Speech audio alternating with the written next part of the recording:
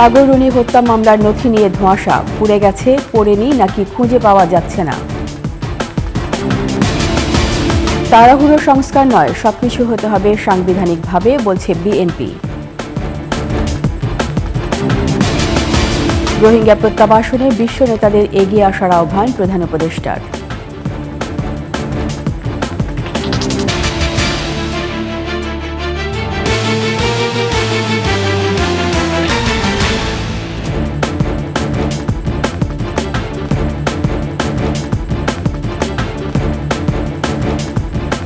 শুনছিলেন সংবাদ শিরোনাম। আমন্ত্রণ ২১ দুপুরের সংবাদের সাথে আছি রীতা চৌধুরী। দর্শক, ২১ টেলিভিশনের সংবাদ একই সাথে সরাসরি দেখতে পাবেন আমাদের ফেসবুক পেজ www.facebook.com/2124 অনলাইনে সাবস্ক্রাইব করতে পারেন www.youtube.com/@21TV চ্যানেলে। সাগররুনি হত্যা মামলায় ডিবিতে থাকা নথি আগুনে পুড়ে গেছে বলে হাইকোর্টকে জানিয়েছে রাষ্ট্রপক্ষ। যদিও এই নথি পুড়েছে ৫ আগস্টের আগুনে। সকালে অতিরিক্ত অ্যাটর্নি জেনারেল আরশাদুর রউফ হাইকোর্টকে জানান, সাগররুনি তদন্তে অগ্রগতি হচ্ছে। সবকিছু নিয়ে রাষ্ট্রপক্ষ চেষ্টা করে যাচ্ছে মামলা তদন্ত শেষ করতে। বিদেশে ডিএনএ টেস্ট রিপোর্ট আসা সহ বেশ কিছু কাজ করার বাকি আছে। এ সময় রাষ্ট্রপক্ষ ৯ মাস সময় আবেদন করেন। আদালত এ সময় দুঃখ প্রকাশ করে বলেন, ১২ বছর ধরে মামলাটি তদন্ত চলমান আছে। পরে আদেশে আদালত ২২ অক্টোবরের মধ্যে তদন্ত শেষ করতে নির্দেশ দেন।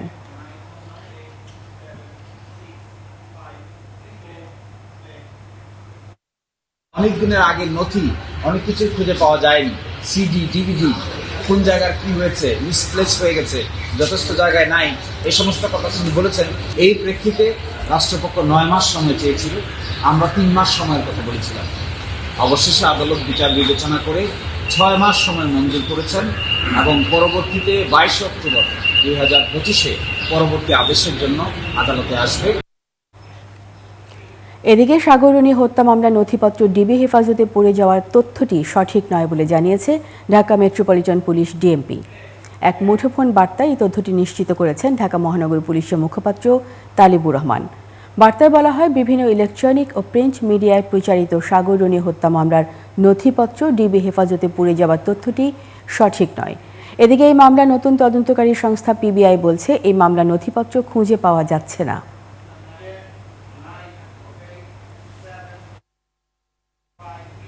সংস্কার কোনো তাড়াহুড়োর বিষয় নয়, সবকিছু সাংবিধানিকভাবে হতে হবে বলে মন্তব্য করেছেন বিএনপি স্থায়ী কমিটির সদস্য সালাউদ্দিন আহমেদ। সকালে সংসদ ভবনে এলডি হলে জাতীয় ঐক্যমত্য কমিশনের সাথে ৩য় দফা বৈঠকের শুরুতে একথা বলেন তিনি। বিভ্রান্তি এড়াতে কমিশনের দেয়া স্প্রেডশিট দেখে নয়, বরং বিস্তারিতভাবে দফাওয়ারি বিএনপি আলোচনা করছে বলে জানান তিনি। এ সময় ঐক্যমত্য কমিশনের সহসভাপতি আলী রিয়াজ জানান, প্রতিদিনকার আলোচনায় সারমর্ম জানানো হচ্ছে কমিশনের সভাপতি এবং প্রধান উপদেষ্টা ডক্টর মোহাম্মদ ইউনূসকে।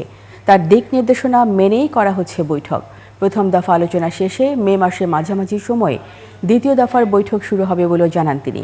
এর আগে বেলা ১১টায় সালাউদ্দিন আহমেদের নেতৃত্বে ৪ সদস্যের প্রতিনিধি দল যান বৈঠকে অংশ নিতে। দ্রুততার সাথে যাচ্ছে না এই জন্য যে এটা রাষ্ট্রের বিষয়, এটা রিপাবলিকের বিষয়, এটা সংবিধানের বিষয়, তাড়াহুড়োর কোনো বিষয় নয়। এটার যে সমস্ত সিদ্ধান্ত জাতীয় ঐক্যমতের ভিত্তিতে গৃহীত হবে, একটা বৃহত্তর একটা কনসেনসাস আমরা সৃষ্টি করতে পারব।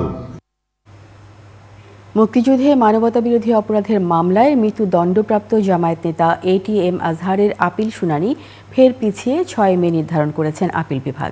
মঙ্গলবার প্রধান বিচারপতি ডক্টর সৈয়দ রেফাত আহমেদের নেতৃত্বাধীন আপিল বিভাগ বলেন, এটি শুনানি আপিল বিভাগের পূর্ণাঙ্গ বেঞ্চে হবে, কারণ আগামীকাল থেকে ছুটিতে যাবেন প্রধান বিচারপতি। এর আগে এটিএম আজহারের আইনজীবীর আবেদনের প্রেক্ষিতে ২১ এপ্রিল সুপ্রিম কোর্টের বিচারপতি জুবায়ের রহমানের নেতৃত্বে আপিল বিভাগ শুনানির জন্য মঙ্গলবার দিন ঠিক করে আদেশ দেন। গত ২৬ ফেব্রুয়ারি আজহারুল ইসলামের রিভিউ মঞ্জুর করে আপিলের অনুমতি দিয়ে ২২ এপ্রিল শুনানির দিন ধার্য করেন আপিল বিভাগ। সেই সাথে সপ্তাহের মধ্যে আবেদনকারীদের আপিলের সারসংক্ষেপ জমা দিতে বলা হয়। জুলাই আগস্ট হত্যাকাণ্ডে রাজধানী চানখারপুলে আনাস সহ ৬ শিক্ষার্থী হত্যায় ডিএমপির সাবেক কমিশনার হাবিবুর রহমান সহ ৮ জনের বিরুদ্ধে আনুষ্ঠানিক অভিযোগপত্র ২৫ মে দাখিল করতে নির্দেশ দিয়েছেন আন্তর্জাতিক অপরাধ ট্রাইব্যুনাল। এর আগে সকালে আন্তর্জাতিক অপরাধ ট্রাইব্যুনালে চানখারপুলে আনাস সহ ৬ জনকে হত্যার ঘটনায় পুলিশ কর্মকর্তা Arshad, constable Sujan Hossain, constable Imaj Hossain, constable নাসিরুলকে আন্তর্জাতিক অপরাধ ট্রাইব্যুনালে হাজির করা হয়। জুলাই-আগস্টে গণহত্যার প্রথম মামলা হিসাবে রাজধানী পুরান ঢাকার চানখারপুলের ঘটনার তদন্ত কাজ শেষ হয়েছে। এই ঘটনায় ৮ জন পুলিশ সদস্যের বিরুদ্ধে তদন্ত রিপোর্ট তৈরি করা হয়। এর মধ্যে ৪ জন আসামি পলাতক আছে।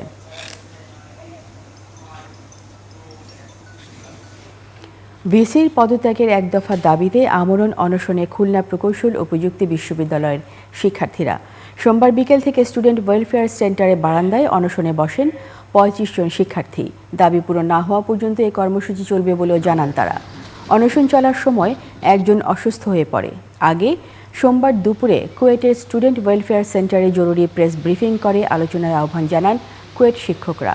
তবে আলোচনার আহ্বান প্রত্যাখ্যান করে এক দফা দাবিতে অনড় থাকেন আন্দোলনকারীরা। তার আগে শিক্ষক কর্মকর্তা কর্মচারীরা পৃথক কর্মসূচিতে অযৌক্তিক এক দফা দাবি প্রত্যাহার করে ক্যাম্পাসের শান্তি শৃঙ্খলা ফিরিয়ে আনার আহ্বান জানান। রোহিঙ্গা প্রত্যাবাসনে বিশ্ব নেতাদের এগিয়ে আসার আহ্বান জানিয়েছেন প্রধান উপদেষ্টা ডক্টর মোহাম্মদ ইউনূস। সকালে কাতার পৌঁছান প্রধান উপদেষ্টা। এরপর কাতারে আর্থনা সামিটের বক্তব্যে তিনি বিশ্ব নেতাদের প্রতি এই আহ্বান জানান। প্রধান উপদেষ্টা বলেন, বাংলাদেশ নতুন সামাজিক চুক্তির সন্ধিক্ষণে দাঁড়িয়ে আছে, যেখানে রাষ্ট্র ও জনগণ ন্যায় বিচার ভিত্তিক ভবিষ্যৎ তৈরি করবে। বিশ্ব আজ বিভিন্ন সংকটে দাঁড়িয়ে আছে মন্তব্য করে ডক্টর মোহাম্মদ ইউনূস বলেন, পরবর্তী প্রজন্মের জন্য সমৃদ্ধ, সহনশীল ও টেকসই ভবিষ্যৎ রেখে যেতে হবে।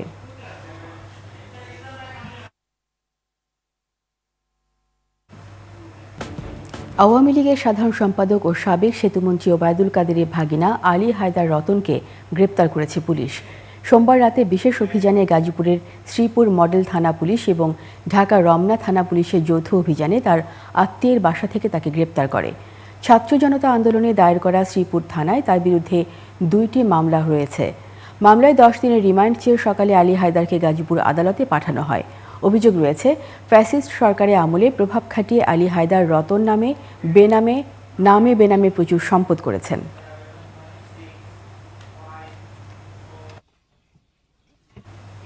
সরবরাহ কমের অজুহাতে অস্থিতিশীল হয়ে উঠেছে পেঁয়াজের বাজার। নাভিশ্বাস নিম্ন আয়ের মানুষের। দাম নিয়ন্ত্রণে পেঁয়াজ আমদানির কথা বলছেন আমদানিকারকরা। হিলি প্রতিনিধি সালাউদ্দিন বকুলের তথ্যচিত্রে দেখুন ডেস্ক রিপোর্ট। দেশীয় পেঁয়াজের ভরা মৌসুমে স্থিতিশীল ছিল বাজার, স্বস্তিতে ছিলেন সাধারণ মানুষ। সম্প্রতি সরবরাহ কমের অজুহাতে এক লাফেই দাম বেড়েছে 20 থেকে 25 টাকা। এখন পাইকারি বাজারে প্রতি কেজি পেঁয়াজ বিক্রি হচ্ছে 50 থেকে 55 টাকায়। এমন বাস্তবতায় পেঁয়াজের বাজার নিয়ন্ত্রণে আমদানির অনুমতি চান আমদানিকারকরা। কিছু মজুতদারির জন্য এই যে এমনভাবে মজুতদারি শুরু করছে যে 35 টাকার পেঁয়াজ আজকে মোটামুটি 20 দিনের মধ্যে 55 টাকা নিজে খাড়া করছে। যদি এটা না খুলে রাখি, সামনে আসন্ন যে ঈদুল আজহা আছে, এটা নিয়ে আরো অস্থিতিশীল করার পায়তারা করছে। তারা জানান, ভারতে পেঁয়াজের দাম এখন কম। তাছাড়া ভারত সরকার পেঁয়াজের উপর 20% রপ্তানি শুল্ক প্রত্যাহার করেছে। আমদানি করতে পারলে নিয়ন্ত্রণে চলে আসবে পেঁয়াজের বাজার। এবার ইন্ডিয়াতে ব্যাপক পরিমাণ পেঁয়াজ হয়েছে। ইন্ডিয়াতে পেঁয়াজের কেজি মনে করেন 10 টাকা, 12 টাকা, 15 টাকা কেজি ভালো গলা। এই পেঁয়াজ যদি আমাদের সরকার অনুমতি দেয়, আমরা পেঁয়াজ নিয়ে আসলে বাংলাদেশে আমরা ধরেন পেঁয়াজ কম দামে বেচতে হবে ইনশাল্লাহ। এদিকে পেঁয়াজের আমদানির বিষয়টি চিন্তা ভাবনা করা হচ্ছে বলে জানায় বন্দর কর্তৃপক্ষ। যদি বাজার ঊর্ধ্বগতি হয়, আগামীতে হয়তো আবার সরকার আমদানি করতে পারবে, যেটা আমরা সবাই জানতে পারবো। হিলি স্থলবন্দর দিয়ে সবশেষ 3 মার্চ পেঁয়াজ আমদানি করা হয়। কৃষকের উৎপাদিত পেঁয়াজের ন্যায্য মূল্য নিশ্চিতে আমদানি বন্ধ রেখেছে সরকার। Khurshid Alam, desk report, 21 television. দেশে বজ্রপাতে মৃত্যুর আশঙ্কা বেড়েই চলেছে। তথ্যমতে গেল বছর বজ্রপাতে মারা গেছে 297 জন। এ বছরও ঝড় বৃষ্টির সাথে অধিক বজ্রপাতের আশঙ্কা থাকায় সতর্কতা জারি করেছে আবহাওয়া অধিদপ্তর। বিশেষজ্ঞরা বলছেন, খোলা প্রান্তরে বড় গাছ কেটে উজাড় করে ফেলা এবং নতুন কোনো সুরক্ষা ব্যবস্থা না রাখার কারণেই বাড়ছে বজ্রপাতের ঘটনা। মফিউর রহমানের রিপোর্ট। সাধারণত এপ্রিল-মে থেকে শুরু হয় ঝড় বৃষ্টির মৌসুম। এই সময় দেশে প্রচুর বজ্রপাত হয়, এতে মারা যায় অনেক মানুষ।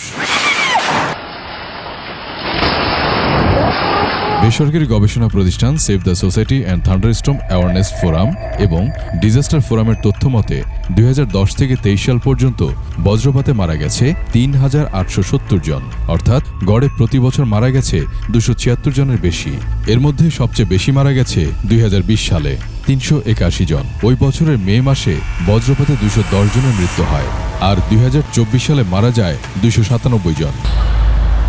আবহাওয়া অধিদপ্তর বলছে, মানুষ সচেতন না হওয়ার ফলে মৌসুমের শুরু থেকেই বজ্রপাতে ঘটে ব্যাপক প্রাণহানি। 2015 সাল পর্যন্ত আমরা একটা গড় হিসাব করেছি যে বজ্রপাতজনিত মৃত্যুর হার বেশি হচ্ছে, সবচেয়ে বেশি মারা যাচ্ছে কৃষক। 1 থেকে 2 ঘন্টা অথবা 1 থেকে 4 ঘন্টার মধ্যে যদি কোনো এলাকায় বজ্রপাত সংঘটিত হওয়ার প্রবণতা তৈরি হয়, তখন আমরা অ্যালার্ট মেসেজ দিয়ে থাকি। আর এই কারণে কিছু সতর্কতাও জারি করে তারা। এর মধ্যে উল্লেখযোগ্য হচ্ছে, বজ্রপাতের আওয়াজ শুনলেই ঘরে বা নিরাপদ আশ্রয়ে যাওয়া, খোলা মাঠে না থাকা, গাছের নিচে আশ্রয় না নেয়া। বিশেষজ্ঞরা বলছেন, একের পর এক প্রকল্প নেওয়া হলেও বজ্রপাতে মৃত্যুর হার কমেনি।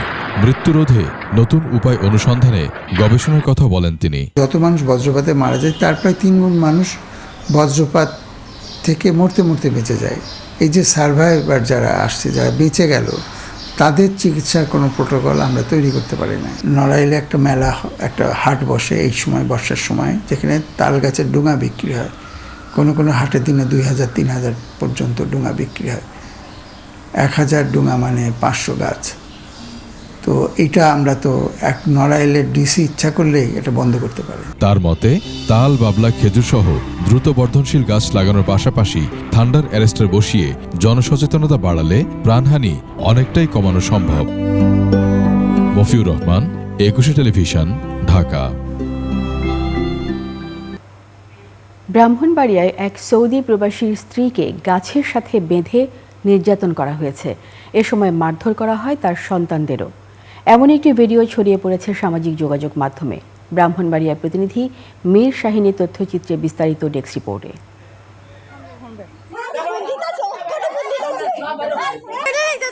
গাছের সাথে যাকে বাঁধা হচ্ছে তিনি সৌদি প্রবাসী হায়দার আলীর স্ত্রী শারমিন আক্তার। তাকে ছুটাতে গেলে মারধরের শিকার হন তার ছেলে ও মেয়েও। কাকা আমার আম্মুরে গাছের লগে 3 ঘন্টা বাইন্দা রাখছে। তারপর আমরা ছুটিতে গেছি দিকটা, আমরা মাইট দূর করছে, আমরা ঘর থেকে বাইকিরা নিয়ে মাইট দূর করছে, মাইট দূর করে নিয়ে আমার আম্মার গাছের সাথে বাইন্দা রাখছে। এরকম গাছের লগে বান্ধা আমার মেয়ের হাত পা ফুললা শেষ। সোমবার বিকেল 5টা থেকে রাত 8টা পর্যন্ত 3 ঘন্টা শারমিন আক্তারকে গাছের সাথে এভাবেই বেঁধে রাখা হয়। প্রতিবেশীরা তাকে ছাড়ার কথা বললেও ছাড়া হয়নি। স্থানীয়রা জানান, চিৎকার শুনে বাড়িতে গিয়ে দেখেন তাদেরকে নির্যাতন করছে প্রবাসী হায়দারের 2 ভাই, তাদের স্ত্রী ও সন্তানরা। পরে স্থানীয় ইউপি মেম্বার শারমিনকে উদ্ধার করে হাসপাতালে পাঠান। এত একটা নিকৃষ্ট একটা কাজ করছে, মানে একটা মহিলা একা থাকে বাসার মধ্যে, জামাই প্রবাসী। এই বিষয়ে 7 জনের নাম উল্লেখ সহ আরো কয়েকজনের বিরুদ্ধে সদর মডেল থানায় অভিযোগ দায়ের করেন ভুক্তভোগী শারমিন। আইনের কাছে আমি সুষ্ঠু বিচার চাই। ওরা 2 দিন পরে পরে আমাদেরকে অত্যাচার করে। বিষয়টি তদন্ত করে আইনি ব্যবস্থা নেওয়ার আশ্বাস দিয়েছেন থানার ভারপ্রাপ্ত কর্মকর্তা। আমরা অভিযোগ পাওয়ার সাথে সাথেই আসামি গ্রেফতারের নিমিত্তে পুলিশ প্রেরণ করেছি। এই বিষয়ে দ্রুত আইনগত ব্যবস্থা গ্রহণ করা হইবে। এদিকে ঘটনার পর গা ঢাকা দিয়েছেন অভিযুক্তরা। খুরশিদ আলম, ডেস্ক রিপোর্ট, একুশে টেলিভিশন। এরই সাথে শেষ করছি দুপুরের 21 সংবাদ। যাবার আগে সংবাদ শিরোনামগুলো আরও একবার। সাগররুনি হত্যা মামলার তদন্ত 6 মাসের মধ্যে শেষ করতে বলেছে হাইকোর্ট। তাড়াহুড়ো সংস্কার নয়, সবকিছু হতে হবে সাংবিধানিকভাবে, বলছে বিএনপি। রোহিঙ্গা প্রত্যাবাসনে বিশ্ব নেতাদের এগিয়ে আসার আহ্বান প্রধান উপদেষ্টার।